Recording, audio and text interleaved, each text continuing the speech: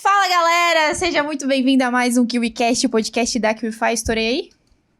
Ah, não estourei não! Eu sou a Carol. Eu sou o Marcelo. E hoje... Não, mas antes de dizer quem tá aqui hoje, eu preciso dizer que se você não conhece o KiwiCast ainda, é o podcast que traz toda semana pessoas que fazem dinheiro através do marketing digital. E hoje, nosso convidado, ele tem 9 anos de experiência no mercado digital. Começou como afiliado e se especializou em gestão de tráfego. Já fez mais de 30 milhões de reais e mais de 1.000 alunos, gente, aprenderam com ele a fazer dinheiro através do quê? YouTube Ads. Quem é ele, Marcelo? Seja muito bem-vindo. Denis Pereira! Seja bem-vindo! Valeu, gente. Prazer imenso, assim, estar aqui hoje falando com vocês. Muito obrigado, Kiwify, pelo espaço pra gente poder alcançar aí mais pessoas e entregar um pouquinho de como que a galera pode anunciar no YouTube sem tomar bloqueio, né? Então, só pra quem ficar até o final, eu vou falar qual que é o principal motivo da galera que entra no Google e toma bloqueio igual toma no Facebook. Então, a gente vai entregar isso aí. Gostei. A gente vê que a pessoa entende de YouTube quando ela faz isso aqui. Já veio... Retém. Já veio Ou seja, a fica até o retenção. final. A retenção é importante. Pô, retenção é uma das métricas mais importantes do YouTube, né? Mais importante. Qualquer rede social hoje em dia, na verdade, né? Que elas não querem que a pessoa saia dali. Mas falaremos disso já já. Enquanto isso, cara, 9 anos de mercado e 30 milhões faturados é um resultado super expressivo. Então, muito legal. A gente quer aprender com você aqui hoje. Então, conta um pouco pra gente da sua jornada e como é que você conheceu o marketing digital há tanto tempo atrás. Tá, vamos lá. Assim, tentar resumir um pouco da história, né? Porque é meio comprida, mas lá atrás já, eu com 15 para 16 anos, eu vi, né? Eu acredito que foi num anúncio, eu não lembro bem, porque faz muito tempo. Mas alguém falando sobre ganhar dinheiro na internet, né? Aquela frase, né? Essa frase acho que é a frase mais que famosa. Todo mundo, né? Eu já ouvi. Quando você ouve isso, parece que, né? Vira um negócio e fala, ué, como assim, né? E aí eu comecei a ver isso, né? Mas aí, 15 anos, né? Você não tem, né, autonomia financeira, você não tem nada pra fazer. E aí passou. Quando eu tinha ali uns 19, eu vi de novo um anúncio, né? Na época já era um anúncio do Alex Vargas aí. E aí ele falava lá, tipo, de ganhar dinheiro online e tal. E aí comprei o curso dele ali, né? E aí, essa época, eu tava na faculdade, estágio, né? Igual muita gente aí, né? Tinha 18 para 19 anos nesse panorama, né? Então, foi ali que Aí, quando eu vi aquilo, eu lembrei, né? Lá dos 15 anos, eu falei, nossa, isso aí é aquilo lá, né? Tipo, então, se até hoje, né? Tipo, Então dá certo. se até hoje tem alguém falando alguma coisa, tem aí, né? Tipo, porque senão o cara não... Assim, aí eu lembro, pesquisei o cara lá que eu tinha visto, nem lembro mais o nome, mas na época eu vi que o cara ainda tava ali, eu falei, ué, parece, né? 3 anos depois ainda tem alguém falando sobre isso, talvez tenha alguma coisa aí, né? E aí a minha esposa, né? Hoje, né? Minha esposa me incentivou na época, falou, vamos comprar esse curso e tal, né? E aí ela falou, não, eu racho, né, com você e tal, a gente vai pagando ali pra poder fazer. E aí foi, né? Aí a gente parcelou lá no cartão, tinha um cartão universitário na época, parcelamos lá, na época era 497, eu lembro certinho, porque, naquela época R$500 era bem mais dinheiro que hoje, né? Uhum.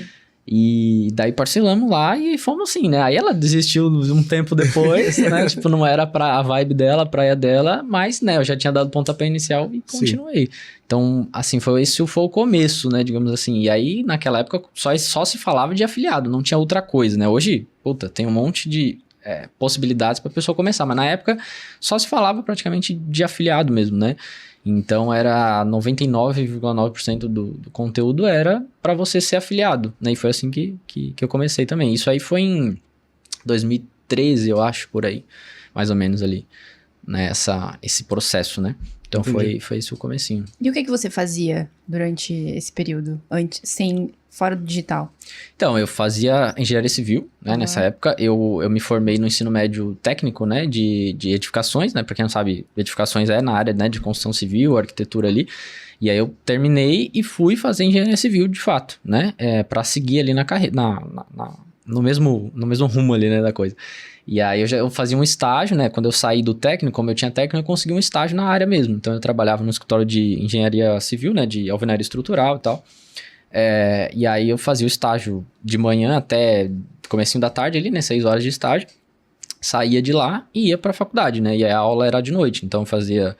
Era das 7, pouquinho até umas 10 e pouco da noite. Mas o que eu acho que uma das coisas que principalmente que me fez ir atrás de outra opção é que a rotina era muito pesada, né? Tipo, pra quem, né, de São Paulo, eu rodava, saía da Zona Oeste de São Paulo, ia pra Zona Sul fazer o estágio e depois ia pro ABC, que é fora até de São Paulo, né? Ia pro ABC pra estudar. Então eu rodava quase 100 km por dia, assim. Meu Deus. Então era muito puxado, assim. Eu chegava em casa, tipo, meia-noite pra sair 5 e pouco de novo, né? Então a rotina era muito pesada, né? Então acho que isso também colaborou muito para eu, né? Tipo, quando eu vi que tinha alguma coisa que eu podia, de repente, fazer fora, né? Dessa coisa, porque eram 6 anos. Eu tava, tipo, no primeiro ali, né? Sim. Quando eu conhecia ainda, faltava, né? 5, e daí...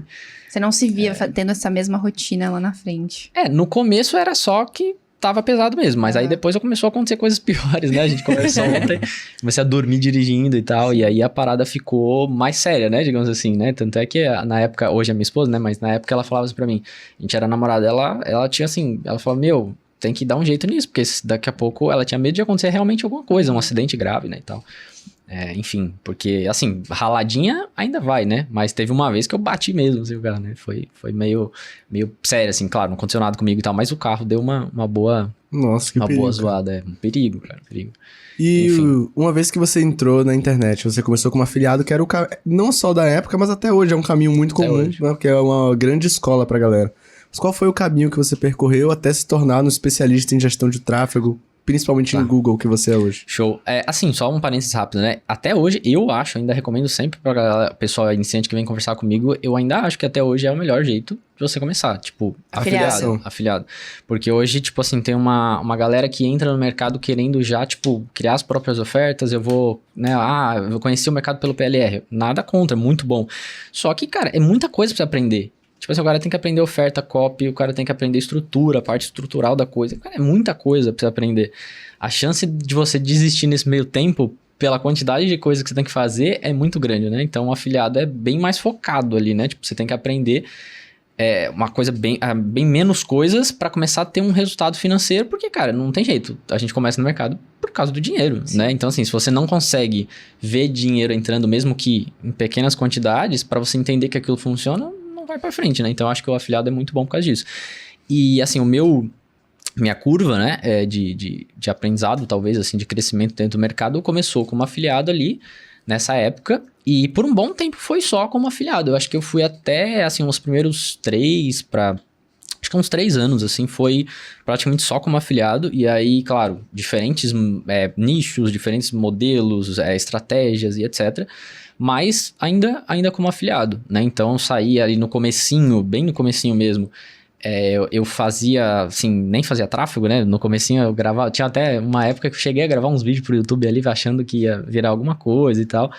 E aí depois, quando eu comecei de fato a ganhar alguma grana, foi quando eu comecei a fazer tráfego de fato. Só que na época, de fato, não tinha grana, né, pra fazer. Então era coisa assim, de R$5 numa campanha ali, R$10 na outra. Só que na época era diferente o tráfego, né? Então era talvez um pouco mais fácil de você fazer com bem pouca verba, assim, né? E aí foi indo, né? Foi indo assim e foi começando a pingar uma venda aqui, outra ali, ver que a coisa era real, né? Que dava pra fazer. E na época, nessa época eu comecei a olhar pro Google já. Isso é uma coisa meio diferente, talvez, né? Da maioria, porque eu lembro que quase todos os meus amigos que eu conhecia, assim, nos eventos, no Afiliados Brasil, que na época era o principal evento, hoje tem vários, né? Mas na época só tinha o Afiliados Brasil, não tinha outro evento, né? E aí eu conheci algumas pessoas no Afiliado Brasil. E aí toda essa galera, a maioria, né, grande maioria, era Facebook já nessa época, né? Então, era ali, Facebook. E nessa época eu já tinha bloqueio de conta. Né, tava começando os bloqueios de conta, se não me engano, mas já tinha, né? Então, você já tinha que pensar em contingência e tal. E aí eu lembro que um dos caras que eu conheci no Afiliado Brasil rodava campanha no YouTube. E eu falei, cara, mas, né, YouTube, né, coisa diferente e tal. Só que na época, nem fora do Brasil não tinha, tipo, conteúdo direito. De quem dirá no Brasil, né? Mas, assim, trocando umas ideias com ele falou algumas coisas ali e tal. E aí fui pegando amizade com ele e tal. E ele me deu um norte, assim, né? Me deu uma visão do que eu tinha que fazer ali e tal. E aí comecei a fazer. E aí, como naquela época já começou a dar certo. Só que hoje é bem diferente o que eu faço hoje, né, no YouTube, do que fazia naquela época. Mas já começou a pingar alguma coisinha ali, né? Claro, não dava tanto volume com o que eu fazia na época, mas foi suficiente pra, pingar ali R$1.000, R$2.000 por mês ali, e eu começar a ver que, todo mês pingando R$1.000, R$2.000, você começa, né? Pra quem ganhava R$1.000 ali, você já tava dando o que eu ganhava no estágio ali, né? Uhum. Então, foi mais ou menos esse o raciocínio. E aí, como afiliado, né? E por bastante tempo, passou um tempo, e daí eu acabei Eu não sabia escalar no YouTube, então eu achei que não dava. Então teve uma época que eu saí do YouTube porque eu precisava de escala e aí fui, né, como a maioria, pro Facebook também. Rodei Native Ads uma época também, ainda como afiliado, quando o Taboola veio pro Brasil, também eu peguei essa transição, né? Tipo, só se falava de Facebook, aí o Taboola veio pro Brasil. E aí, assim, logo no comecinho que eles vieram, eu consegui, né? Eu criei uma conta lá e tal, fiz um processo, porque tinha uma coisa meio diferente, né? Tinha contrato, você tinha que assinar uma série de coisas, porque não é igual é hoje, né? Que você entra lá, cria uma conta e já vai, né? Então, aí eu cheguei a anunciar também no Taboola. Pra quem não sabe, né? Só contextualizando, né? Taboola é uma plataforma de anúncio nativo, né? Então, por exemplo, MSN, UOL, esses sites de notícias grandes, lá embaixo do artigo aparece ali alguns quadradinhos, uma imagem e uma headline, que aquilo ali é um anúncio. Então, o Taboola é uma das plataformas que possibilita você fazer esse tipo de anúncio, né? Então, que é o anúncio nativo, né? O Native Ads que a gente fala. E aí, eu cheguei a fazer anúncio ali também quando tava bem no comecinho. Peguei uma época ali de, CPC de 5 centavos, assim, era um negócio bizarro. E deu pra fazer um resultado bem bacana ali também, como afiliado ainda. Tudo isso aí ainda era como afiliado. E aí, depois que passou um tempo, começou a, né, aí nessa época aí já tava ganhando um dinheirinho, já tinha trancado a faculdade, que foi uma das coisas mais difíceis que eu fiz na vida, né, porque, meu pai, né, meus pais davam muito duro pra pagar, tipo assim, a gente sempre foi de classe média, né, mas era uma faculdade que, pra época era, tipo, praticamente R$2.000 por mês, né, de mensalidade. Era, na verdade, um pouquinho mais. Então, era puxado, né, tipo assim, era bem puxado, tanto é que tinha que fazer todo um esforço em volta da família assim, para conseguir pagar aquela parada. E aí, essa época aí eu tinha feito 2 anos, eu estava chegando do meio pro final do 2º ano da faculdade. Então, já tinha ido uma grana considerável, né? Sim. De mensalidade nesses 2 anos. E aí, eu já tava fazendo ali meus 2, 3 mil constantemente, assim, tipo, no digital. E eu queria, dedicar mais tempo, porque nisso eu tava só assim, o tempo que eu tinha era de tarde, algumas horinhas ali que eu saía do estágio até eu entrar na aula, era só isso que eu tinha de tempo, e eu falava, eu preciso de tempo, eu preciso, né, dedicar e tal, e aí eu decidi trancar, mas foi muito tenso assim, muito tenso mesmo, porque eu pensava, se der errado, foi o dinheiro, né, da família, esse tempo todo aí que vai pro saco, né, então... E como foi a reação dos seus pais? Eles aceitaram suave? Cara, eu tenho, assim, sou muito grato aos dois, né, meu pai e minha mãe, porque, assim, eles, por mais que eles não concordassem, eu acredito que eles não concordavam na época, eles não foram, assim, tipo, de brigar, de nada, assim, eles ficaram bem receosos, tipo, conversaram e tal, e acabou que, tipo, aceitaram, mas, assim, não teve treta nem nada, por mais que eu soubesse que eles estavam sendo contra, estavam achando uma loucura, tava, né, tipo, o que você tá fazendo? Mas não teve, assim, uma reação, né, tipo, de brigar, de falar, não, você não vai fazer isso e tal. Então, isso ajuda muito, né? Com certeza. Isso ajuda demais, Então, eu sou muito grato a isso, porque, não tem nem o que dizer, assim, né? Então... Além de todo o processo, ainda tem, né? Eu não precisava me preocupar com isso, né? Tipo assim, uma coisa a mais, né? Todas as coisas que você tem que se preocupar, teria que preocupar com uma coisa a mais. Não teve isso. Então, realmente, foi muito, muito bom, né? Foi muito bom esse apoio, né? Sim, perfeito. Legal. Por mais que não tava incentivando, mas pelo menos não tava... Não tava barrando, né? Exato. E assim, entrando agora nas suas especialidades, qual que é a diferença, para trazer um pouco mais de perspectiva pra galera, qual que é a diferença de anunciar no YouTube e no Facebook? Tá, ótima pergunta. A gente, primeiro de tudo, tem que entender que são coisas bem diferentes, né? Tipo, a galera tem um costume de querer dar um Ctrl+C e Ctrl+V, né? Sim. Tipo assim, eu tô fazendo isso daqui no Facebook, eu vou simplesmente pegar o mesmo vídeo, mesma coisa e tal, e vou colocar lá. Raramente vai dar certo, né? Por quê? Porque são plataformas muito diferentes. Então, acho que o principal ponto que a pessoa tem que entender, né? Quando a gente tá falando de anúncios no YouTube, é que você...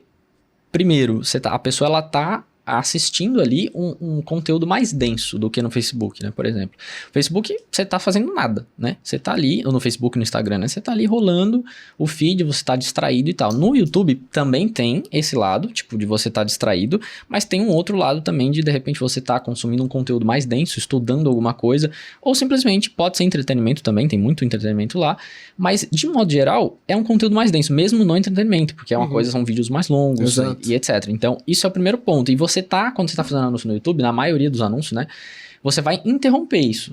né? Então esse é o primeiro ponto. Tem anúncios no YouTube que não é de interrupção, mas a grande maioria, né, que a gente faz é de interrupção. Então, no feed do Facebook também interrompe, só que no YouTube é muito mais invasivo, né? Então, tipo assim, no feed o cara simplesmente ele pula ali, ele passa nem dá onda. Agora, no YouTube você trava ele, né? E aí você obriga ele a assistir 5 segundos do teu anúncio para depois ele continuar fazendo o que ele estava fazendo. Então, isso é eu acho que é a principal coisa para a pessoa entender. Você interrompe muito. Então, se você, nesses 5 segundos que o cara é obrigado a ver seu vídeo, você já, tipo, sei lá, fazer uma coisa muito agressiva, tipo, tô te vendendo alguma coisa, ele não vai nem ver o resto. Então, acho que a principal diferença é essa. E falando já, entrando um pouquinho mais de como que você faz um bom anúncio, por exemplo, no YouTube, os 5 segundos iniciais. É o mais importante, porque justamente é o que é obrigado a ver. Então, todo mundo vai ver aqueles 5 segundos. Então, se você conseguir, de fato, prender a atenção da pessoa naqueles 5 segundos, aí você tem uma chance de fato, ela se interessar pelo que você está falando e depois clicar, obviamente, ir para o teu site, etc e tal, né? Então, acho que esse é o principal, essa é a principal diferença. Ou ficar até o final do QICast, que foi o que ele fez aqui no início, né? Já pegou na retenção. Com certeza. Você falou que existem alguns tipos de anúncios, alguns não são tão invasivos. Sim. Então, dentro do YouTube, quais são os tipos de anúncio que existem na plataforma? Perfeito. Assim, o principal que mais se usa tem 2 tipos de campanha, né? Você tem uma campanha que a gente chama de campanha in-feed, tá? E isso basicamente é a campanha que não é invasiva, né? O in-feed geralmente é aquele anúncio que aparece ou na rede de pesquisa do YouTube ou nos vídeos relacionados. Então, quando você está assistindo um vídeo, né? A pessoa está assistindo aqui o QuickCast, lá nos relacionados aparece uma série de outros vídeos. Aquela barra da direita. No computador fica à direita, no celular fica embaixo. Né? Então, ali, o próprio YouTube, ele sugere outros conteúdos para a pessoa, só que você consegue colocar um anúncio ali, em primeiro. Então, o primeiro recomendação vai ser um anúncio. Então, esse seria o in-feed. Ou na pesquisa, quando eu vou lá e digito lá no YouTube, tipo, KiwiCast, né? Ali, o primeiro resultado pode aparecer da pesquisa. Por mais que hoje em dia tá mais difícil de você fazer isso na pesquisa, mas ainda tem um pouquinho, né? Então, isso não é um anúncio que interrompe. A pessoa, ela precisa clicar se ela quiser ver. Então, é um outro tipo de anúncio. Tem estratégias para isso, mas assim, não é o que vai te dar um volume absurdo de escala, né? O que vai te dar um volume absurdo de escala tão grande quanto o do Facebook ou maior é a outra tipo de campanha que a gente chama de True View for Action, né? Assim, em português seria em stream não pulável, eu não lembro agora o nome exato em português, mas basicamente é aquele anúncio chato que todo mundo conhece. Então você vai assistir um vídeo, pum, trava ali o teu conteúdo, aparece um anúncio, você tem que assistir 5 segundos. Então, esse que é o anúncio que mais vai dar escala, que você vai conseguir fazer um negócio mais agressivo, digamos assim, em termos de volume, né? Então, basicamente, são esses 2 tipos, né, de campanha que você tem. Legal. Entendi. E assim, quais métricas você utiliza para poder otimizar uma campanha, por exemplo? Tá, perfeito. YouTube, né? Isso é muito comum das pessoas se embananarem, né? Porque você tem um monte de coisa que você pode olhar, né? Você pode olhar o custo que tá custando um clique, o custo que tá, assim, o percentual, né, das pessoas que estão clicando, que seria o CTR, enfim, tem um monte de coisa que você pode olhar. Só que quando a gente tá falando de tráfego direto, né, que é o que eu mais sei fazer, você tem um objetivo. Ou você está vendendo alguma coisa diretamente, ou você está captando um lead, por exemplo, num caso, sei lá, de um lançamento, alguma coisa assim. Então, é só essa métrica praticamente que importa. Então, se você está querendo captar um lead, o que importa é o quanto está custando o lead. Se você está querendo vender alguma coisa já direto, por exemplo, sei lá, a pessoa tem uma oferta de um VSL, enfim, o que é o custo por venda, que é o que importa. O resto você usa só para entender o que está acontecendo, mas você nunca vai tomar uma decisão olhando o CPC, né, que é o custo de clique, nem nada disso. Aquilo ali é só para você entender, de repente, o que está acontecendo. Por exemplo, não está vendendo, ou está vendendo muito caro, né, está vendendo muito caro para uma venda. Aí você vai olhar essas outras coisas para tentar entender por que não está vendendo como deveria, entendeu? Mas você nunca toma uma decisão baseado nisso. Então, Legal. tipo, eu não vou pausar uma campanha porque, sei lá, o CPC tá alto. Ou eu não vou pausar uma campanha porque o CTR, né, que a taxa de clique tá baixa. Jamais. Porque muitas vezes acontece do CPC tá alto, a taxa de clique tá baixa, mas tá dando lucro. Então, né, o que importa é a métrica principal. Ou é lead, geralmente, ou é venda, né? Entendi. Então, isso é muito importante. Porque o que eu mais recebo no Instagram, às vezes, é isso. Qual que é o CTR ideal? Qual que é o CPC ideal? Tipo, tanto faz, né? Porque tem nicho que você vai pagar, às vezes, R$2 e vai dar lucro. E tem nicho que às vezes você paga 30 centavos e não dá lucro. Então, assim, tudo não importa, né? É aquele jogo assim, as pessoas tendem a querer atrair qualquer pessoa no menor custo possível. Só que o jogo não é esse. O jogo é atrair as pessoas certas pelo menor custo possível. Entendeu? Porque se você atrai qualquer pessoa, não vai acontecer o que você quer lá no final. Né? Se você ganhasse, né, algum dinheiro por atrair só a pessoa, ok, mas não é assim que funciona. E para atrair as pessoas certas, precisa fazer essa análise dos dados, né? Quando você, né, para criar o anúncio principalmente, que é o que vai filtrar ali as pessoas, claro, tem a segmentação também, mas na minha opinião o que mais filtra a pessoa é o próprio anúncio que você faz. É o responsável por identificar essa pessoa, atrair essa pessoa correta que você quer ali. Então, e aí as métricas é para você identificar se isso realmente está acontecendo ou não. Mas assim, o que faz a pessoa certa chegar é o anúncio, é o vídeo do anúncio.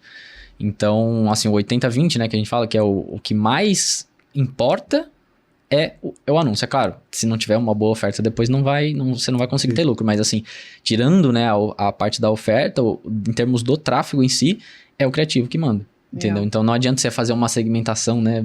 Eu vou achar um público aqui, não adianta. Se o anúncio não filtrar quem precisa, a conta não fecha lá na frente, né? Entendi. Uma dúvida que me surgiu, você falou que existem 2 tipos principais de campanha, que é a True View for Action e a In-Feed. Isso. Então nessa In-Feed, a pessoa que eu mais vi aparecer no meu YouTube, com campanhas que apareciam ali no lado, quando eu tava no computador, ou numa pesquisa, era o Érico Rocha. Via muito ele fazer campanha em feed. Então, para uma pessoa que começou agora a anunciar no YouTube, existe um padrão ideal, tipo, para esse tipo de anúncio, você vai usar True View for Action. Para esse aqui, usa em feed. Perfeito. Assim, hoje em dia, existem várias estratégias para você usar uma coisa ou outra, mas o que mais se usa no mercado, que é o caso do Érico Rocha mesmo, é usar o in-feed para distribuir conteúdo. Né, que é o que ele faz muito. Então, eles têm uma produção de conteúdo muito alta lá no Érico Rocha. Ele tem podcast, ele tem vídeo, ele tem um monte de coisa. E ele usa o in-feed para fazer as pessoas consumirem esse conteúdo. Né? Então, para esse tipo de coisa, funciona muito bem. Porque aí o que ele faz? Ele distribui esse conteúdo, faz as pessoas, a audiência dele e também novas pessoas a verem o conteúdo e ele salva isso num público. Né? E aí, quando ele vai fazer o lançamento dele, quando ele vai fazer a venda dele em qualquer modelo que seja, ele pode usar esse público, das pessoas que já conhecem ele, que já viram o podcast dele, por exemplo, ou enfim. Então, geralmente o pessoal no mercado usa o in-feed nesse sentido, para distribuir conteúdo, criar audiência e depois fazer a venda, ou sei lá, o que ele queira fazer com esse público, né? Isso é o que a maioria faz, mas tem uma outra estratégia, que é uma estratégia que eu ensino pra galera, que funciona muito bem para quem é afiliado. Que é, de repente, o cara usar um vídeo review, não sei se já ouviram, né? Provavelmente sim, né? Muita gente hoje no mercado trabalha com vídeo review, que é basicamente um review, de fato, de um produto, para a pessoa tomar a decisão de compra. Só que, como afiliado, hoje em dia, 99% das pessoas faz isso no orgânico, só. Então, o cara, ele tem que ter todo um trabalho lá para conseguir ranquear o vídeo dele, etc. E muitas vezes não consegue ranquear e às vezes ele perde, né, aquele tempo que ele dedicou para criar aquele vídeo, etc. Ou o dinheiro, de repente, que ele contratou alguém para gravar. Só que eles, na minha opinião, eles deixam a maior vantagem disso na mesa. Que é, de fato, você colocar tráfego e fazer as pessoas chegarem ali. Então, por exemplo, o cara, todo o esforço que teria que ter para ranquear aquilo ali no orgânico, eu posso simplesmente pagar um anúncio. E exibir aquele anúncio, aquele vídeo review para a pessoa que está pesquisando por aquele produto, por exemplo, né? Então, assim, tem alguns alunos que, estão faturando uma grana bem considerável só fazendo isso, né? E aí, como afiliado, qual que é a vantagem? Você consegue fazer isso com 20 produtos ao mesmo tempo, 30 produtos ao mesmo tempo, né? Então, assim, foi um pouquinho disso que eu fiz lá no meu começo. Só que eu fazia sem saber direito, assim, né? Tão bem como fazer. Mas era mais ou menos essa a ideia. Só que eu não usava vídeo review ainda porque eu não sabia que isso existia, né? Uhum. Mas o conceito era parecido, né? E até hoje, a galera que consegue, de fato, ter um bom vídeo review, porque aí, claro, também tem que ter, né, um script ali e tal, para poder convencer, de fato, a pessoa que aquele produto ali realmente resolve o problema que ela tá precisando resolver. E você souber fazer uma campanha para isso, assim, é bizarro, assim, é uma das coisas que mais traz ROI, assim, de diferença mesmo, uns ROIs muito altos. Claro, não tem tanto volume, dependendo do que você vai fazer, mas para quem tá começando, assim, é uma das melhores formas que tem para você começar, de fato, porque aí precisa de menos capital, né? Não precisa de um capital tão grande e você consegue desenrolar bastante como afiliado, principalmente, né? Sem ter que criar uma oferta e etc. e tal. Legal. E no que se trata de contingência? Rola contingência no YouTube também? Como é que é isso? Se você souber fazer a parada, não precisa, né? Por que eu falo se você souber fazer? Porque no começo eu já falei muito assim, né? Tipo, respondi essa pergunta, tipo, não precisa. Uhum. Só que eu comecei a perceber que tinha gente que achava que era a casa da mãe Joana, né? Mas as pessoas esquecem que o Google, se não me engano, ele é bem mais antigo que o Facebook, né? Sim. Então, assim, tanto de tráfego, eles têm a opção de você fazer anúncio há muito mais tempo do que o Facebook. Então, ou seja, eles têm muito mais dados do que o Facebook e eles têm mais experiência nisso também. Então, eles têm as regras, como qualquer outra plataforma, e se você chega lá achando que é a casa da mãe Joana, você vai tomar um bloqueio mais rápido até do que no Facebook. Só que qual que é a diferença? Quando o Google ele bloqueia, ele é mais pesado, tipo assim, ele é mais chato, digamos assim, do que o Facebook. No Facebook o cara cria trocentos perfis e tal, não sei o que, e contorna com o mesmo CNPJ, por exemplo. E contorna muito mais fácil. No Google já não. Ele é bem mais difícil de te bloquear, mas quando ele bloqueia, geralmente ele é mais punitivo, vamos chamar assim, né? Mas o grande lance, né, voltando à tua pergunta, o grande lance é você entender as lacunas. Então, assim, o que eu gosto de falar hoje no Google, o que funciona muito bem é você agir vamos dizer assim, nas brechas que existem, e não você realmente fazer explicitamente o que ele tá falando pra você não fazer. Se você fizer explicitamente o que ele tá falando pra não fazer, vai dar ruim. E aí ele vai te bloquear rápido, às vezes, ou às vezes demora um pouco, mas quando ele bloqueia, dificilmente você vai conseguir voltar a anunciar. Existe como? Se isso acontecer? Existe, mas não é tão simples, é um pouco mais... aí você vai num conteúdo um pouco mais avançado, um pouco mais complexo de se fazer, mas dá pra fazer, né? Mas o grande ponto 99% das pessoas não vai precisar disso, se fizer minimamente o que a gente vai falar no final Aí, ó. no final do podcast. Legal. Entendi. Uma dúvida. Quando a gente fala de contingência no Facebook, a gente tá falando de criar múltiplos perfis, aquecer essas contas reproduzindo ações humanas, Exato. deixar elas preparadas para quando uma conta cair, você reproduzir aquelas campanhas que você já tinha preparado e ativar elas novamente. Tem alguma coisa a ver com a contingência de, por exemplo, Google? Tem a ver. No caso do Google, assim, você tem as contas ali dentro, né? Não existe um perfil, né? No Google, o perfil seria o Gmail, vamos dizer assim, né? Então, o e-mail que você precisa para criar uma conta seria como se fosse um perfil do Facebook. Então, sim, tem essa questão do Gmail em si, ele tem uma importância na hora de você criar, porque só que não é tão grande igual no Facebook, né? Porque no Facebook é um perfil de uma pessoa, então tem uma série de coisas ali que, se não é uma pessoa, né, é contra, inclusive, né, você não pode ser um fake, né, dentro do Facebook, isso é proibido, né, então tem essa questão. Agora no Google é bem mais simples, porque é só um e-mail. Então, basicamente, você tem que ter um e-mail ali e você tem que, entre aspas, aquecer esse e-mail usando ele, né, então é bem mais fácil de aquecer, porque como que você aquece um e-mail? Usando, enviando e-mails, recebendo e-mails, ponto, né? Mas já um insight aí pra galera, o que conta também é o tempo de criação. Então, por exemplo, se você cria um e-mail hoje e já cria uma conta, é uma coisa estranha. Não é uma coisa normal. Ninguém cria um Gmail e amanhã cria uma conta de anúncio, né? Então, isso conta também, né? O tempo de uso daquele e-mail ali. Então, nesse sentido é um pouco parecido, né? Só que é bem mais simples mesmo de você fazer, de fato, a contingência. Mas assim, só para desmitificar um pouco isso, hoje, por exemplo, eu tenho contas que eu rodo mais de 50 mil reais por dia, sem tomar bloqueio já, sei lá, mais de 6 meses, né, nessa conta. Claro, eu bloqueio uma hora ele chega, porque a gente tá fazendo uma oferta às vezes um pouquinho agressiva, chega. Só que, pô, até ele chegar, já às vezes tem conta que chega a bloquear com 1 milhão gasto, 2 milhões gasto. Então, tipo, é uma coisa que é muito sossegada, sabe? Tipo, de você controlar, entendeu? Mas por que isso? Porque eu não tô fazendo explicitamente as coisas contra as regras dele. O que eu tô fazendo? Eu tô indo nas lacunas que existem. O que seriam essas lacunas? Você consegue dar um exemplo? Eu vou dar um exemplo muito claro. Falando, por exemplo, de VSL. Pra quem não sabe, VSL é um vídeo de vendas, né? Então toda vamos dizer assim, a persuasão tá no vídeo. Não é um texto escrito, é um vídeo. Então, tipo, isso aqui poderia ser um VSL, por exemplo. A gente conversando e fazendo aqui um script para vender alguma coisa. Isso poderia ser. Então, o VSL hoje é a maior lacuna que existe dentro do Google, né? Não sei até por quanto tempo isso vai durar, né? Porque a tecnologia avança muito rápido, né? Mas atualmente, pro software, pro algoritmo do Google analisar esse VSL, o que ele teria que fazer? Baixar esse arquivo. Só que é impossível quase, porque, tipo, às vezes um VSL tem 1 GB de tamanho. Então, você imagina se ele fosse baixar todos os VSLs da internet que anunciam para poder analisar e ver se aquilo tá dentro da política ou não. Por enquanto, eu acredito que isso seja impossível, mas, né, em algum momento vai ter tecnologicamente algum avanço para ser feito isso. Então, atualmente é uma lacuna muito grande que existe essa. Então, ele não consegue, tipo, analisar o VSL inteiro. No máximo, ele vai olhar o começo ali que entra no autoplay. Ele consegue ver, às vezes, talvez por sei lá, como se tivesse, entre aspas, né? Tecnicamente não é assim que funciona, mas como se tirasse um print ali, né? Uhum. Então, os primeiros frames talvez ele veja, mas ele não vai conseguir analisar de fato. Então, essa é a maior lacuna que existe. Você pode, às vezes, fazer uma oferta que não poderia dentro do VSL, porque ele não vai conseguir ver isso. Mas isso é um problema do Google. O problema não é meu, entendeu? Então, Sim. é por isso que esse é o ponto que eu tô dizendo.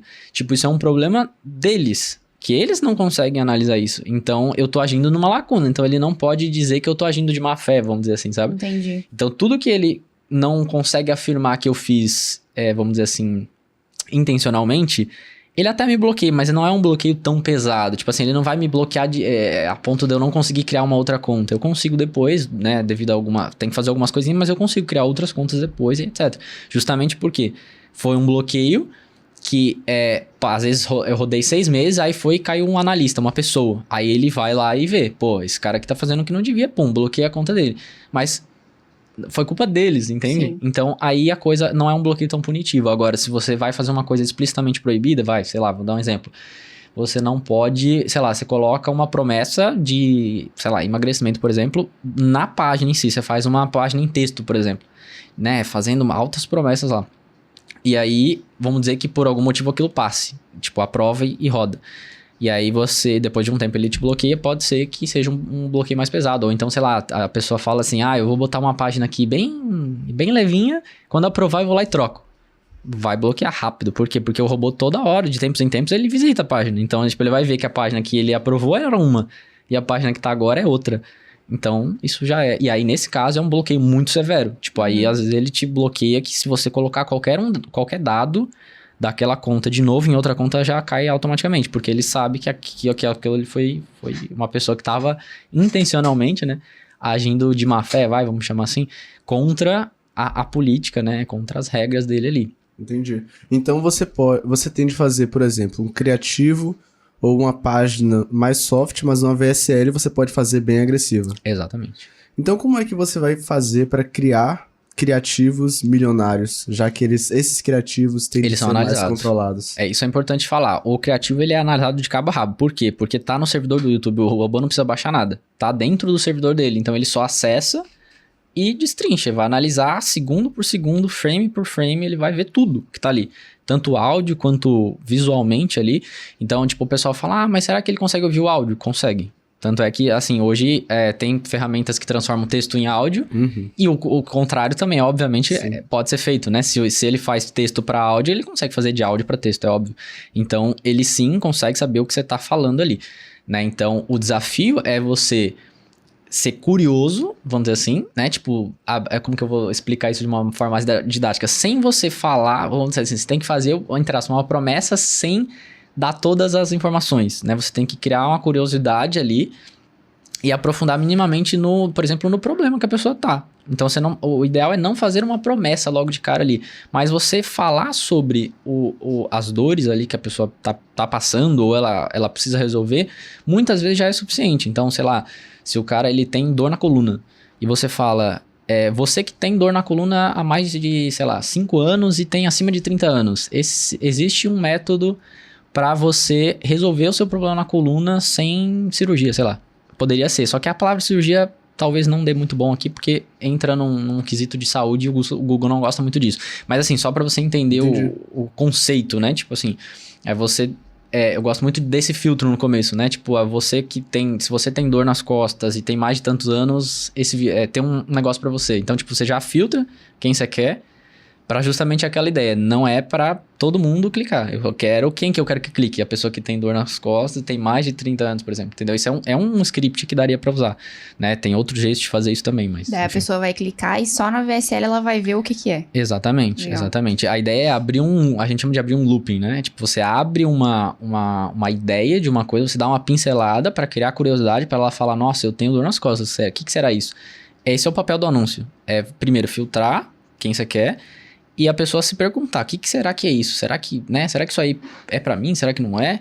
Né? E aí é isso que tem que fazer o anúncio, porque aí vai dar curiosidade, ela vai clicar, e aí o papel de vender de fato é da VSL, não é do anúncio, né? Então você não vai fazer uma oferta, você não vai falar que tem um produto, você não vai falar nada disso no anúncio. Ainda nesse assunto de como fazer os anúncios milionários, né?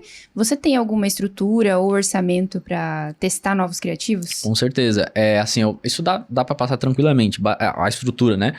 Geralmente eu faço uma campanha, um grupo de anúncio, né, que tem dentro da campanha, e um anúncio. Então, cada teste é 100% isolado. Então, se eu vou testar 10 anúncios, são 10 campanhas.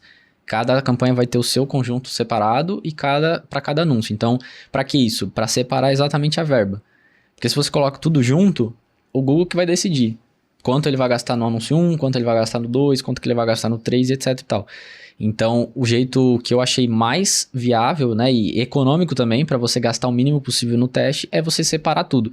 E aí, quanto que você gasta? Geralmente, eu gasto o ticket do produto. Então, quando a gente fala ticket, por exemplo, o produto é R$200, né? Então, o cliente final, ele paga R$200. Então, esse é o ticket. Então, eu gasto R$200 para testar cada criativo, no máximo. Então, esse é o teto. Né? E aí, o mais importante no Google não é o orçamento, é o tempo. Porque isso é muito diferente do Facebook também. No Facebook, geralmente, o pessoal que tem mais grana coloca mais dinheiro para testar mais rápido. Se você fizer isso no Google, a maioria das vezes você vai jogar dinheiro pela janela. Porque os primeiros dias geralmente são ruins. O primeiro e o segundo dia. Então, você é, entre aspas, obrigado a segurar mais tempo. Então, para não gastar tanta grana, o que eu faço? Eu divido o teste em 5 dias. Então, se é R$200, vão ser R$40 por dia. E aí legal. Tem que deixar 5 dias. Aí a pessoa fala, mas não sei. Tem que deixar 5 dias. Se você não deixa 5 dias, a sua taxa de sucesso vai ser muito baixa. E aí qual é o problema disso? Você vai gastar muito dinheiro até achar alguma coisa que funciona. Então, o nosso papel como... Né, principalmente a galera que tá começando, que não tem caixa pra isso, né? Não tem caixa pra ficar, tipo, testando um monte. Então, aí, esse é o mais importante, é gastar pouco, o mínimo possível. Né? Nos meus testes, o mínimo possível é isso. É um ticket do produto ali em 5 dias. O tempo é mais importante até do que o próprio valor em si, né? Legal. E quando o pessoal começa no Facebook, eu vejo que as principais dificuldades que eles têm é, primeiro, claro, entender a plataforma, né, que são vários números, vários quadrados, botões, mas principalmente lidar com bloqueio, é fazer contingência e alguns escala. Mas eu acho que é principalmente lidar com bloqueio. Contingência. No caso do YouTube Ads, quais são as principais dificuldades que você vê, por exemplo, seus alunos terem quando eles começam a anunciar nessa plataforma? Então, quando você começa, usando essa ideia de não ir explicitamente contra o que ele fala e tal, provavelmente você não vai ter muito problema de bloqueio, quase nenhum. Se você fizer tudo certinho, não vai ter problema de bloqueio. Aí o problema passa a ser, de fato, a você se preocupar com o tráfego em si, né? E aí conseguir acertar ali o criativo e principalmente o criativo quando você tem uma oferta boa. Só que hoje, na minha opinião, a maior dor é a oferta, né? As pessoas não têm ou não sabem fazer uma oferta de fato que venda ou acabam não tendo excelência nisso. E aí é onde mora o problema, porque você pode fazer o que você quiser. Você pode fazer um anúncio muito bizarro, você consegue fazer tudo perfeito, mas se o cara chega lá na página não se convence a pagar por aquilo que você está oferecendo, de nada adianta. Você pode fazer uma campanha perfeita, o anúncio perfeito, mas não vai vender. Então, acho que a principal dor hoje é a oferta, né? Inclusive, isso daí foi assim, desde que eu comecei a ensinar isso publicamente, né? Foi a maior dor. Porque eu tinha muitos alunos que sabiam fazer o que eu estava ensinando, mas não conseguiam ter lucro, porque não tinha uma oferta que, de fato, a pessoa conseguisse convencer, de fato, a pessoa ali para comprar e tal, né? Então, inclusive, a gente fez uma oferta para eles esses tempos agora, semana, acho que retrasado, que a gente liberou. Então, para justamente tentar resolver esse problema, né? Porque a maioria era assim, tipo, eu chegava, sei lá, de 10 alunos e eu pegava ali os primeiros, sempre 80-20, né? De 10, os 2 que estavam despontando, eu ia ver qual que era a coisa em comum. Eles tinham boas ofertas. Os outros, você conversava com o cara, você sabia que ele tinha entendido como que faz uma campanha, como é que faz um anúncio e tal, mas a oferta não era legal. Então, a gente fez uma oferta para eles poderem rodar como afiliado para resolver esse problema. Para justamente eu conseguir entregar uma oferta que eu sei que tá convertendo, que eu rodei, que eu testei, que fui eu que testei, né? Para poder a pessoa aplicar o que eu tô ensinando em algo que funciona, em algo que vende, né? Então, mas acho que esse é o principal desafio hoje. E é por isso também que eu falo do afiliado. Porque o cara encurta isso, né? Tipo, porque é aquela velha história. Você vai aprender uma oferta, aprender a criar oferta é muito, né? Assim, é o suprassumo da coisa, né? Se você, tipo, ficar bom nisso, é perfeito. Só que até lá, a curva não é tão simples igual, né? Acaba se fazendo parecer muitas vezes. A curva, na minha opinião, de criação de oferta é a mais difícil que tem.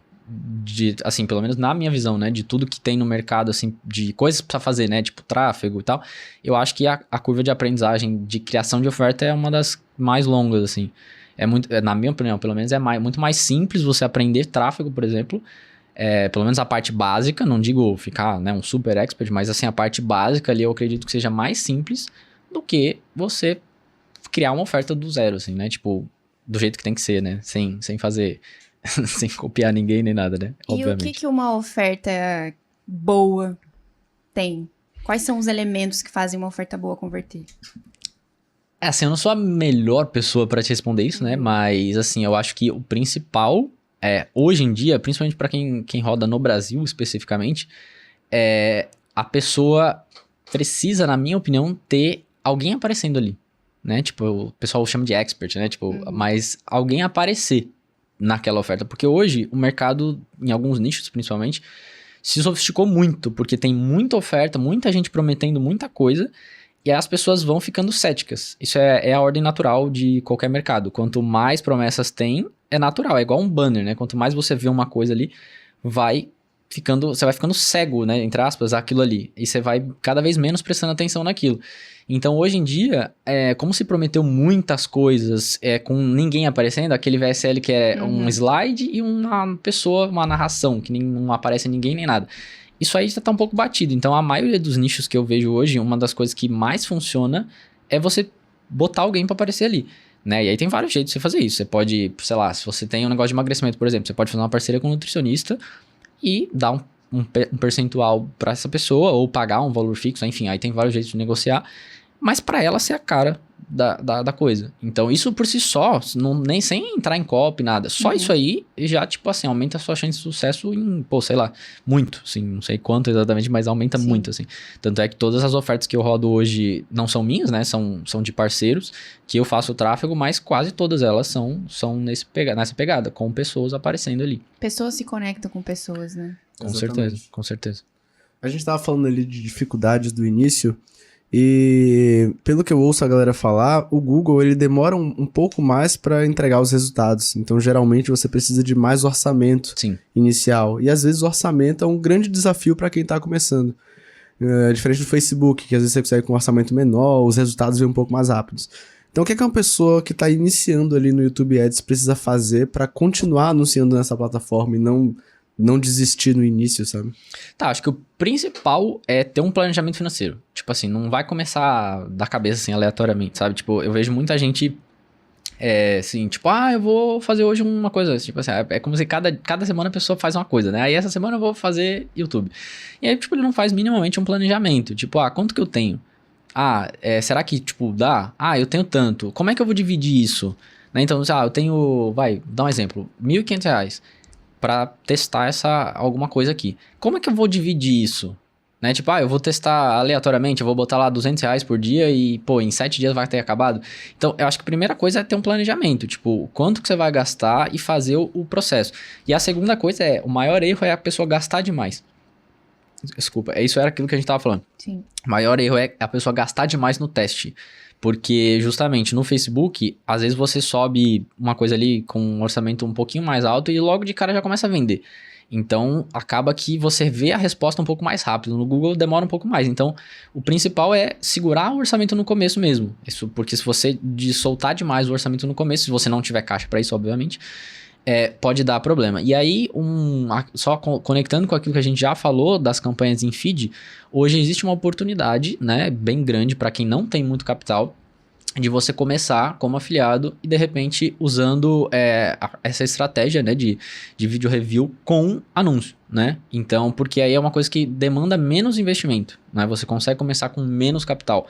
Então, para quem tá começando ali nesse momento mais apertado mesmo, é uma das coisas que mais funciona. É claro que tem que a parte da copy do vídeo é um pouquinho mais elaborada, porque geralmente é um vídeo um pouco mais longo, né? Não é um anúncio de 1 minuto, às vezes vai ser um anúncio de 3, 4 minutos, dependendo ali, né? Então, precisa ter um pouquinho mais de estrutura nisso, mas é uma coisa que geralmente começa a dar certo com um pouco menos de capital, né? Então, às vezes, você começa a testar ali com uns R$20 por dia, você já consegue ter uma noção do que tá funcionando e o que não tá.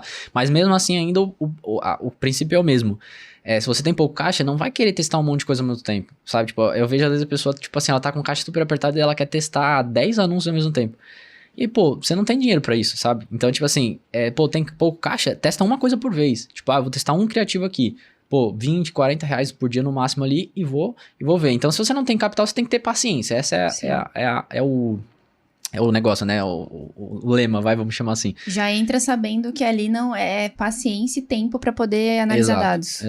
Exatamente. Mas é uma oportunidade hoje que, na minha opinião, é sensacional. Porque até no Facebook, tudo bem, tem uma coisa que pouca gente leva em consideração. Ele, de fato, dá, né? Geralmente dá dinheiro com menos capital. Só que muitas vezes a contingência, ela custa e não é tão barato. Se você fizer uma contingência decente, não é tão barato você fazer isso. Então, você tem esse custo que muitas vezes a galera não olha, né? Mas, às vezes, se você botar esse custo da contingência na conta, talvez fique elas por elas, sabe? Então, tipo, é por isso que eu falo do planejamento financeiro. Você tem que ver o quanto você tem exatamente e você planejar isso daí. Não é sair achando que é brincadeira e vou fazer de qualquer jeito, sabe? Então, eu acho que esse é o principal ponto, né? E lembrar que se você não tem capital, tem que ter paciência. Esse é o lema. Se você não tem dinheiro e você quiser for rápido, praticamente vai ser muito difícil você conseguir ter êxito naquilo ali, né? Entendi. E o processo de validação de um anúncio no YouTube? Existe um processo para validar se ele deu certo ou não? Ou é basicamente converteu, deu certo? Basicamente converteu, deu certo, só que assim, tem um processo que você pode usar, né? Então, voltando lá que eu falei, você vai gastar, no exemplo de R$200, um produto de R$200, você vai gastar R$200 em 5 dias, então R$40 por dia. Quando acaba esses 5 dias, aí você vai fazer a análise, né? Uhum. Então aí o que você vai analisar? Primeiro, se vendeu, né? Se vender, quanto que vendeu. Então, eu vou dar um exemplo desse ainda de 200. Imagina que saiu uma venda. Então, se você gastou 200 e vendeu uma venda ali de 200. É claro que aí tem taxa e tal, mas eu vou considerar o bruto só para exemplo, né? Então, imagina que ficou 0 a 0, né? Tipo, gastou 200, vendeu 200. Então, nesse caso, aquilo ali mostra que é um criativo que tem potencial. Não tá pronto para você já, tipo, escalar ele. Legal. Mas ele tem potencial. Então, tipo, se ele empatou, a grosso modo, né? Você pode, por exemplo, pegar aquele anúncio e fazer uma variação naqueles 5 segundos para ver se você consegue. Por quê? Porque você sabe que vendeu alguma coisa ali, né, tá funcionando. Uhum. Então você pode testar aquele comecinho. Inclusive quem eu vi falando isso foi o João Campos, né? Ele falou muito sobre isso numa palestra de você testar os começos dos anúncios de YouTube, né? E eu fazia isso, mas não tão consciente, né? E quando ele falou isso, eu comecei a fazer muito consciente de, tipo, pegar um criativo que validou e testar 5 segundos desse diferente. E aí você vê a conversão totalmente diferente entre eles. É bizarro. Então, quando vende o que eu faço? Eu faço isso, eu pego aquilo ali e crio outros 5 segundos desse inicial para ver se eu consigo achar algum que encaixa melhor, né? Agora, se não vendeu nada, aí eu pauso, já descarto, e aí eu só vou tentar entender talvez o que pode não ter funcionado muito bem, né? Aí assim, a gente poderia entrar mais em detalhes, mas aí talvez fique um conteúdo um pouco mais avançado. Se vocês quiserem, eu até falo, mas... eu queria. Fala Você não aí. queria? Eu queria. Então, vamos lá. Tem uma métrica no Google que chama taxa de visualização, né? É uma coluna que você coloca lá. Uhum. E o que significa isso? É o percentual de pessoas que assistiram aqueles 5 segundos lá. Então você consegue saber isso. Ele te fala quantas pessoas, ou seja, a cada 10, se você tiver 20%, então a cada 10 pessoas que viram aquilo lá, 2 assistiram mais do que aqueles 5 segundos. Ou seja, ela não pulou o teu vídeo. Então, isso indica se aqueles 5 segundos tá bom ou tá ruim. Né? Se vamos dizer que, sei lá, tá 1%.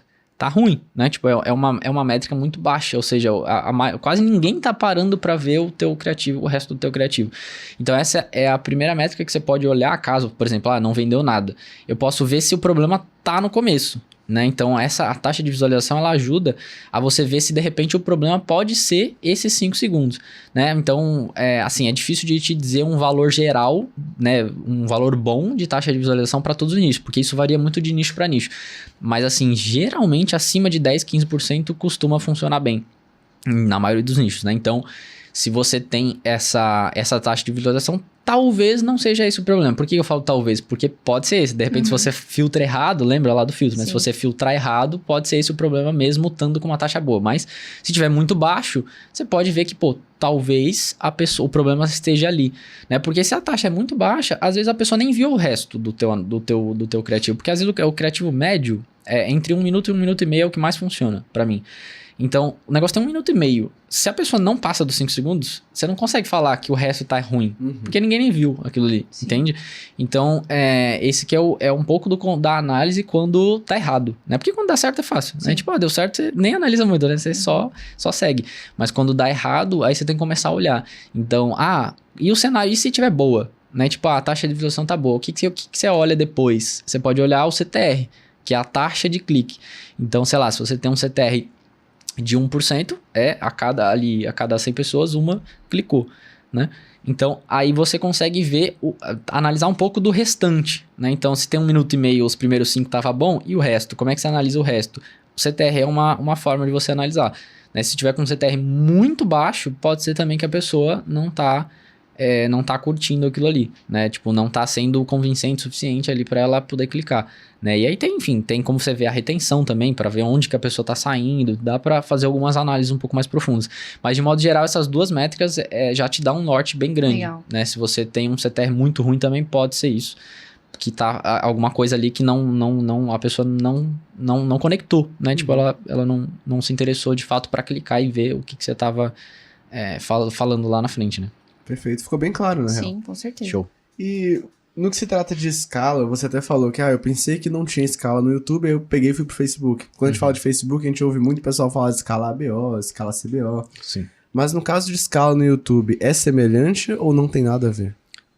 Cara, é parecido, mas tem algumas questões, né? Tipo, falando sobre isso, a questão do ABO e CBO, né? Basicamente, pra quem não sabe, essa sigla, né, de ABO e CBO diz respeito a onde que tá o orçamento da campanha. Tipo, o ABO seria o orçamento no conjunto. CBO, o orçamento ele tá na campanha. Qual que é a diferença disso? Se tiver na campanha e você tiver 10 conjuntos ali dentro, quem vai decidir quanto que gasta em cada um é o próprio Facebook, né? A própria plataforma, ou Google, etc. Se tiver no conjunto, aí é você que tá decidindo. Então, se você tem 10 conjuntos ali, você diz quanto que gasta em cada um. Só que no Google não existe ABO. É tudo na campanha. Então você não tem essa opção. No Facebook você consegue escolher isso. No Google não se escolhe. É tudo na campanha. Então só existe um jeito, né? O orçamento sempre está na campanha. Então, para escalar, eu costumo escalar com poucas campanhas, né? E orçamentos maiores do que o contrário. Mas no Facebook, aos poucos que eu rodo ainda, eu também faço assim. Então é meio que parecido pra mim, né? Pro meu jeito de fazer é parecido também.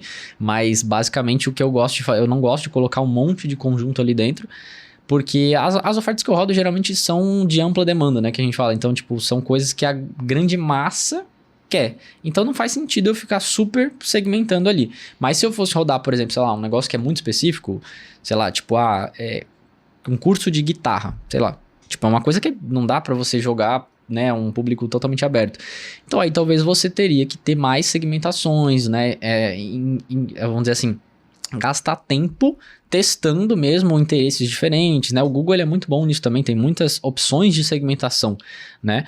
Mas quando você tem oferta de ampla demanda, meio que isso também não importa. O seu papel basicamente é entregar um bom criativo pro algoritmo fazer o que os engenheiros fizeram ele para fazer, né? Então, basicamente, em ofertas de ampla demanda, é público aberto, igual no Facebook.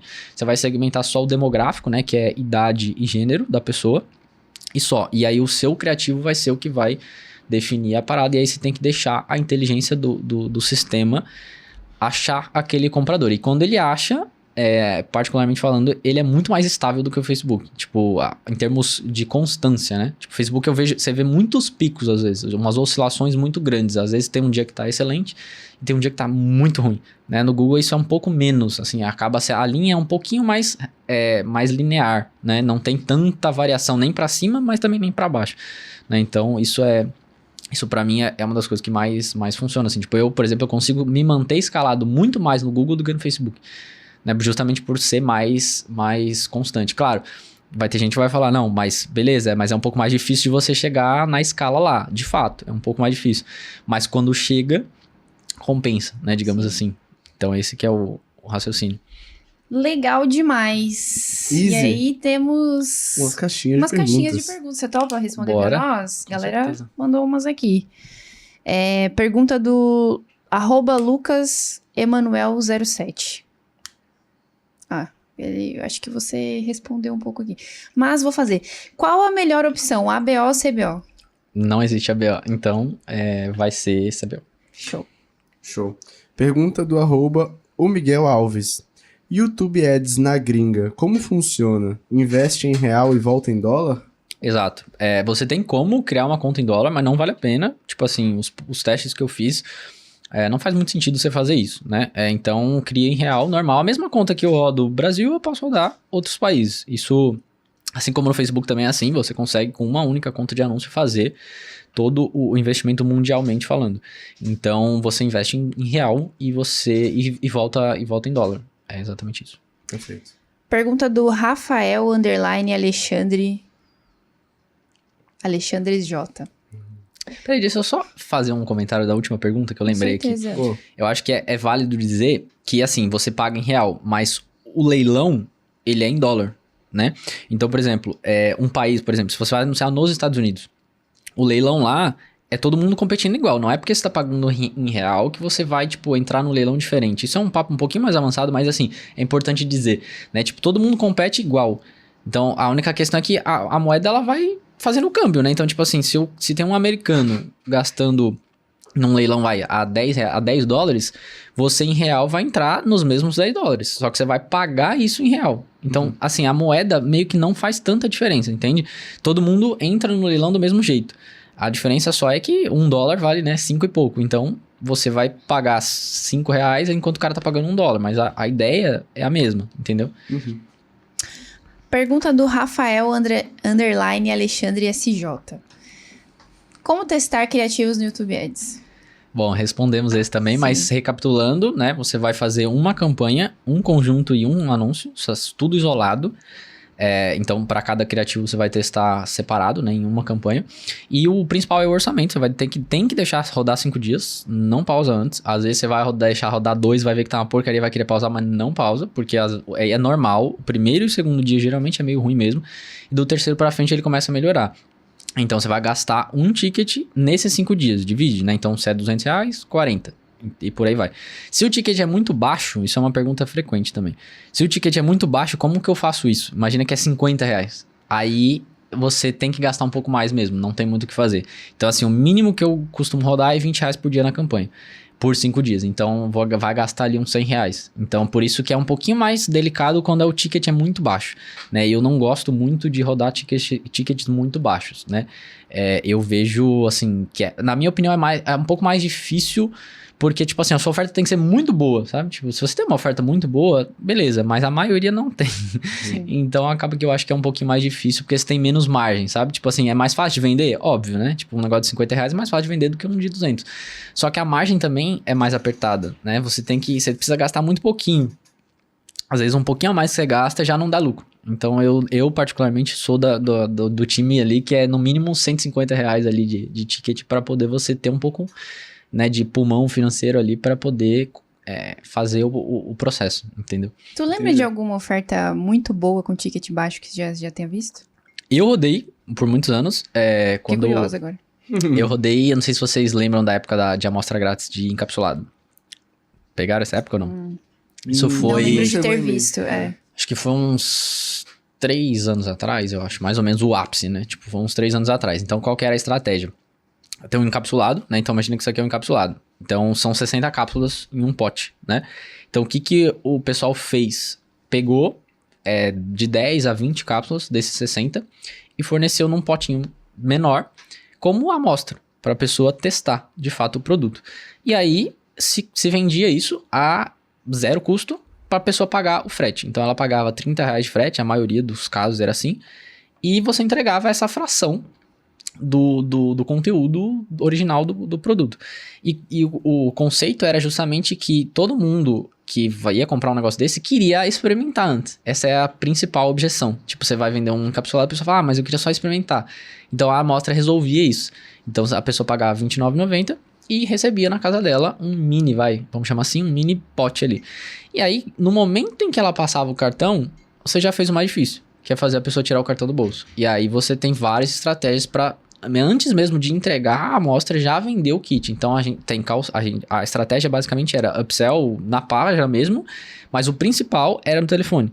Então, como já tem os dados de cartão, era simplesmente, aí entra uma estrutura de call center. Porque isso tem que ser rápido, não pode, ligar no dia seguinte, tem que ligar na hora. Então, assim, o call center ligava no máximo 5 minutos depois. E, é claro, em horário comercial, né? De madrugada não tem como, mas aí eles ligam de manhã, né? Então, se a pessoa comprou 3 da manhã, de manhã aí ela vai receber a ligação. E aí, basicamente, o que você precisa é a da confirmação, porque já tem os dados do cartão. Então, se a pessoa confirma que ela quer, já consegue processar o pagamento do kit e já entrega junto.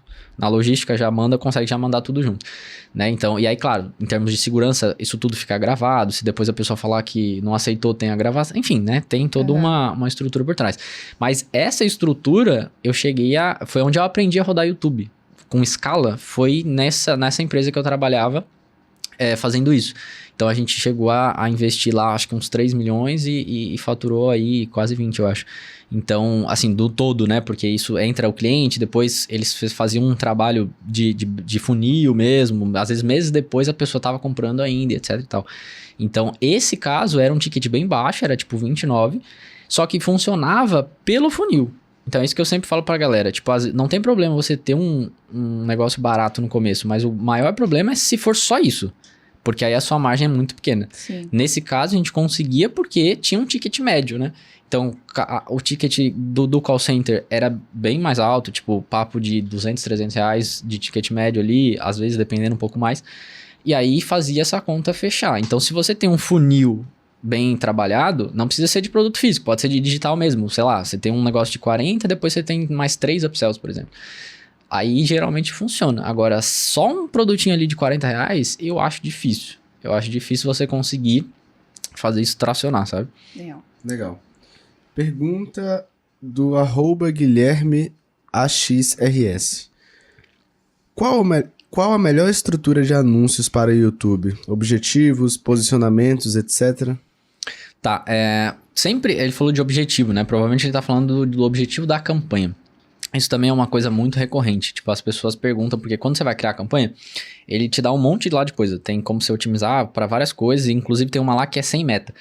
E aí as pessoas testam isso e vê que a visualização sai tudo muito baratinho, né? E o cara fala, nossa, eu vou fazer só a campanha assim. Mas geralmente aí vai ver o CPA, né? Quando tá pagando por uma venda, é absurdo. Por quê? Porque vocês têm que entender que o time de engenharia, tanto do Google, do Facebook e tal, eles têm, sim, os melhores engenheiros do mundo para fazer aquele algoritmo ali. Então, aquilo ali, naquela hora, você tem que dizer para ele o que você quer. Se você fala para ele que você não quer nada, no caso do Google tem uma campanha que chama sem meta, ele não vai te entregar, ele vai, exibir o teu vídeo. Simplesmente, é isso. Então, não cai nessa noia, assim, sabe? Você tem que falar pra ele o que você quer. Se você quer vender, você tem que falar que é venda. Ah, mas aí a campanha vai ficar com uma métrica, um CPC mais caro e tal. Sim, vai mesmo. Só que pra ele tá justamente selecionando melhor as pessoas. É por isso que vai ficar mais caro. Mas você tem que dizer pra ele o que você quer, senão ele vai te entregar o que você não quer e aí você vai ficar bravo. Então, tanto no Facebook quanto coisa, você vai fazer uma campanha de venda? Tem que botar lá, venda, entendeu? Ah, eu vou fazer uma campanha de lead, você bota lá, lead. Então isso é muito importante, parece meio besta, né, pra quem não tá acostumado, mas você vai botar o que você quer. Mas muita gente tenta colocar outras coisas pra tentar baratear o processo, mas é uma decisão que não faz sentido a longo prazo. Você não vai pagar mais barato numa venda colocando... É ilusão. É ilusão, exatamente. Você vai ver um CPC barato, você vai ver, aí vai lotar o seu site de gente, só que... Ninguém compra. O bolso, ninguém compra. O bolso não vai. Ótima Perfeito. Dica essa. Verdade. Pra finalizar aqui a caixinha, temos pergunta da @Rebs_Rebeca. Contingência necessária no YouTube Ads? Se sim, como estruturar? Tá, vamos lá. Então, acho que aqui tem um pouco também daquilo que a gente prometeu lá no começo, né? De Sim. como que não... Chegou a hora. Chegou a hora. De como que não tomassem bloqueio de besteira, né? Então, assim, hoje um dos principais motivos de bloqueio que eu vejo é a estrutura da página da pessoa, né? Porque no Facebook, hoje em dia... qual que é o padrão? De VSL, principalmente, né? A pessoa tem uma headline na página, o vídeo em si e um botão. Só. né? É tipo, todo mundo no Facebook roda assim. Sim. No Google, se você fizer isso, você vai tomar um bloqueio. Assim, em poucos dias. E aí você vai, tipo assim, ter um trabalhão pra poder contornar isso e poder criar uma outra conta e tal. Vai dar um trabalho desnecessário. Mas às vezes não é nem a oferta, nem o produto. É simplesmente a página. Então o Google ele tem uma política que chama fraude de sistemas. Que é basicamente essa política que faz esse tipo de bloqueio. E o que diz essa política? É basicamente você tentar burlar o sistema de análise. Então quando ele vê uma página que não tem praticamente conteúdo nenhum e só um botão, tipo, para outro lugar, ele interpreta isso é o algoritmo, não é uma pessoa, é o robô mesmo. Ele interpreta que você tá usando algum artifício para tentar contornar tentar contornar o sistema de análise. E aí cai naquilo que a gente já falou. Se o Google achar que você tá tentando agir, tipo assim, contornar ele de algum jeito, agir entre aspas, de má fé, de alguma forma, ele vai te barrar e vai te bloquear. Então, às vezes, esse é um dos principais pontos que a galera erra. Então, se você vier com esse tipo de página lá do Facebook e colocar lá, vai dar problema. Como é que resolve isso? Colocando mais conteúdo na página, né? Então, por exemplo, qual que é a estrutura geralmente que vai evitar esse problema? Headline, o vídeo, o botão até aí sem novidades. Só que abaixo disso, aí eu costumo colocar mais conteúdo na página. Então, o que costuma funcionar bem? Por exemplo, você pode colocar um resuminho do que a pessoa vai aprender naquele vídeo. Então, por exemplo, você pode colocar 3 tópicos ali. Tipo, o que você vai aprender hoje? Você vai aprender... sei lá, os 3 benefícios de uma postura melhor. 3 exercícios que vai... Enfim, pode ser um mini resumo do que a pessoa vai ver no vídeo. É só como se fosse uma outra forma de você mostrar. Isso seria um exemplo. Um outro exemplo que você pode deixar, inclusive com o delay, né? Isso é um pouquinho mais avançado, mas, enfim. Geralmente a página de VSL, o botão ele só abre quando a pessoa fala o preço. Você pode colocar outros elementos também, para abrir só quando a pessoa fala o preço. Então, por exemplo, você pode colocar depoimentos, né, sobre o produto, que só vai abrir quando abrir o botão. Você pode colocar um FAQ, que é muito importante, o Google é muito chato com isso. Então, as pessoas têm dúvidas. Então, se você não coloca um FAQ, o Google pode interpretar também que, tipo assim, você não tá dando todas as informações que o cliente precisa para ele comprar alguma coisa. Então, tem que ter um FAQ ali, tipo, é um produto digital? Então, onde é que eu recebo isso? Como que eu acesso isso? Então tem que estar lá, você vai receber por e-mail e tal, não sei o que e tal. E se eu quiser cancelar? A parte do cancelamento, o Google também é muito chato com isso. O cliente precisa saber como é que ele cancela uma compra. Isso é uma das coisas mais básicas que tem nas regras do Google. Então precisa ter lá, dizendo, olha, a garantia são 7 dias ou 30, enfim, quantos dias são. E como que você faz? Tipo assim, eu sou cliente, eu quero o reembolso. Como? Ele precisa saber, precisa ter no site como é que ele faz para acionar o reembolso. Então tem que ter lá, você tem tanto tempo, você tem que mandar um e-mail para esse e-mail aqui, o horário de atendimento é das 9 às 18, assim, enfim.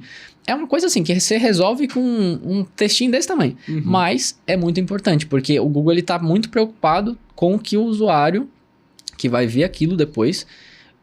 se ele vai ter todo o amparo que ele precisa. Então, ter o e-mail de suporte nesse meio dessas perguntas é fundamental também.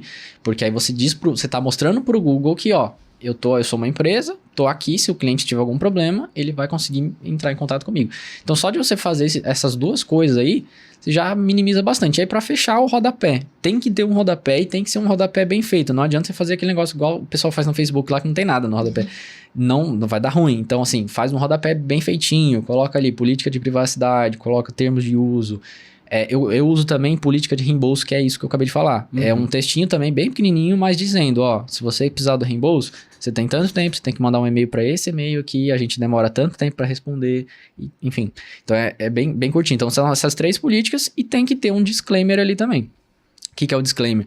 É um disclaimer de resultado. Então, não importa o que você está prometendo.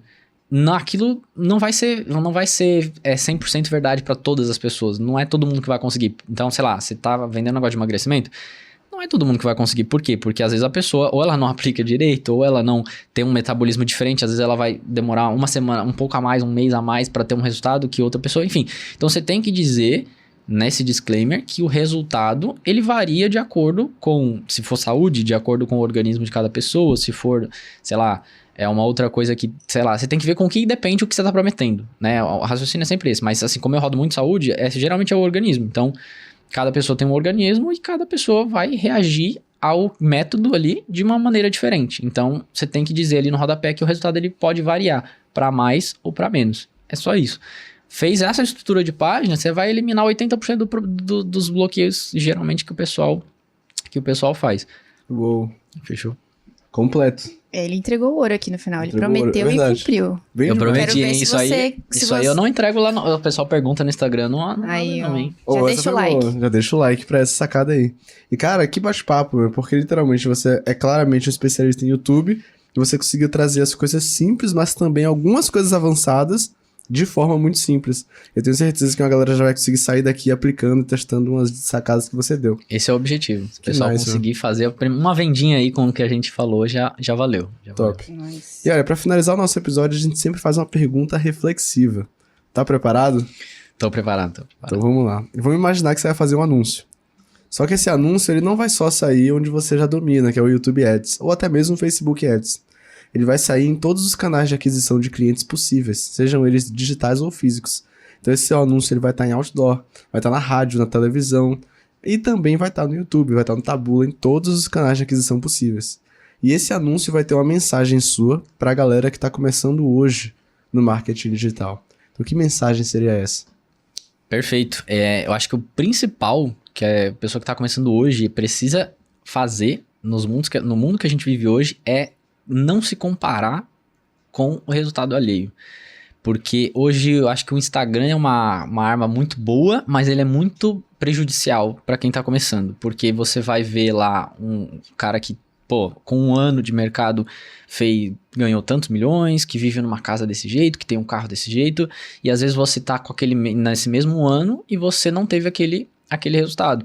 Só que isso é muito perigoso, porque você não sabe se aquilo é real mesmo, o cara pode ter alugado tudo aquilo ali pra fazer uma coisa, hoje em dia infelizmente tem muito disso, e você tá às vezes se penalizando, falando, eu não consigo, por que aquele cara tem e eu não tenho, por que às vezes eu tô aqui há 2 anos tentando e tem um cara que há 6 meses e teve muito mais resultado que eu. Muito cuidado com isso, porque isso é uma das coisas que mais sabota as pessoas, e muitas vezes nem é verdade, sabe, hoje em dia tem muito isso no mercado, por isso que eu tomo muito cuidado com tudo que eu posto, porque as pessoas podem interpretar isso de outra forma, né? Tanto é que eu falei esses dias com um cara no Instagram e ele perguntou assim, ele tava desmotivado com o que eu tinha postado, porque eu tinha postado acho que uma campanha que tinha gastado acho que 40 mil num dia. E ele tava meio triste assim mesmo, porque ele não tava conseguindo. E aí quando eu falei pra ele que eu tô há 9 anos fazendo isso, aí a ficha dele caiu, ele falou, nossa, então tudo bem, né? Eu não tá ainda conseguindo esse resultado. Eu falei, com certeza. Então isso é muito... Eu acho que o recado principal não é nada técnico, é justamente você tomar cuidado com a comparação, porque você não sabe em qual degrau da escada aquela pessoa tá, comparado com o teu. E mesmo que tivesse, né, num degrau parecido, cada um tem um background diferente, cada um tem uma história diferente, cada um tem... São pessoas diferentes. Eu tenho uma facilidade em uma coisa, dificuldade em outra, você outra, enfim. Então, a comparação eu acho que é o que mata a maioria das pessoas que está começando hoje. É a comparação real, quando é real o resultado, e também quando não é real, que hoje em dia é muito, né? Existe muito. Top, brilhou. Brilhou demais. Jogou fácil.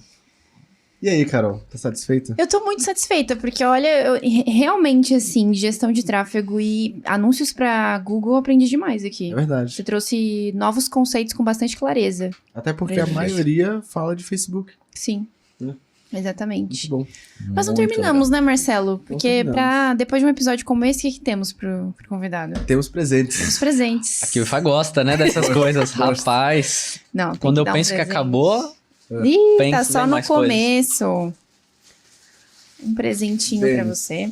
Aqui é literalmente pra agradecer sua presença. pô, cara, que legal. Ó, louco, tem aqui uma caricatura, cara, que legal. Você acha que um roupão com seu nome era suficiente? Nossa, Nananina, não. que massa, cara. Nossa, curti muito. Agora muito. você faz Obrigado, parte do clã obrigado, da obrigado. caneca. É velho. Ah, eu vou brindar com essa aqui, ó. Uma brinde de canecas. Um brinde mas... a esse podcast que foi Poxa, que sensacional. legal. Muito bom. Muito obrigada, obrigado. Denis. Obrigado Se você tem também. alguma dieta, Já Esqueça foi, né? ela. Não, deixa pra lá. não tenho, não. Agora já foi, né? Não teve jeito. Mas queria agradecer mais uma vez pra vocês, pra QIFI, por abrir essa oportunidade da gente vir aqui trocar uma ideia, ensinar um pouquinho do conhecimento que a gente tem pra galera.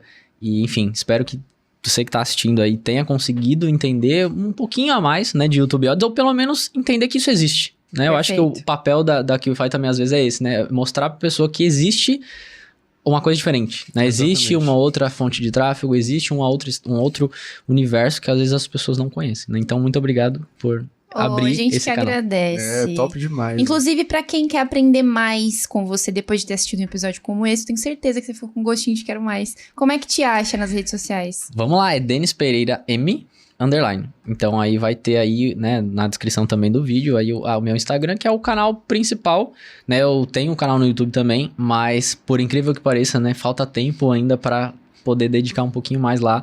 Mas, assim, eu posterguei muito essa coisa de ensinar as pessoas justamente pela rotina, porque o meu foco é as operações que eu tomo conta ali, né? Então, eu ensino realmente o que eu vivo, né? Eu não vivo de vender ali a parte da educação, nada contra, mas o meu foco é as minhas operações ali, então ainda não dediquei muito no meu canal do YouTube, mas tem muito conteúdo no Instagram ali, já de gratuito ali, pra pessoa já entrar e já consumir. Então, Perfeito. assim, Top. Apareceu aí na telinha. E depois de um episódio como esse, Marcelo? Primeira coisa que você tem que fazer, se você ainda não fez, é deixar o like. Então deixa o like aqui no canal, se inscreve também, ativa o sininho pra receber a notificação sempre que sair um episódio como esse. E deixa aqui nos comentários o que é que você tirou de sacada desse episódio com o Denis. Porque foram várias, né? Foram várias perfeito. E sacadas eu do vou início ficar ao de fim. olho, hein, nos primeiros dias Aí, aí, ó. principalmente. Eu vou responder a galera aí embaixo. Aproveita. Top. Aproveita. E nos vemos onde, Carol? No próximo KiwiCast, né? Eu Nos vemos no espero. próximo Te KiwiCast. espero lá. Até lá. Valeu.